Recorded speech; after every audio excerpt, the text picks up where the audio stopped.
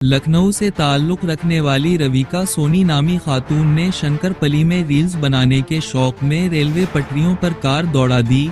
Police के मुताबिक रविका सोनी हैदराबाद की एक कंपनी में सॉफ्टवेयर इंजीनियर के तौर पर काम कर रही थी। ताहम हाल ही में उसे मुलाजमत से बरतरफ कर दिया गया था। जब रेलवे हुक्काम ने कार रोकने की कोशिश की तो खातून ने मुबैना तौर पर उन पर हथियार दिखाया और इन्हें डरा धमका कर फरार हो गई। पुलिस इस वाक़ये की तहकीकात कर रही है कि आया खातून ज़हनी तवाज़ुन खो बैठी है या नशा आवर अशिया के ज़ेर असर थी।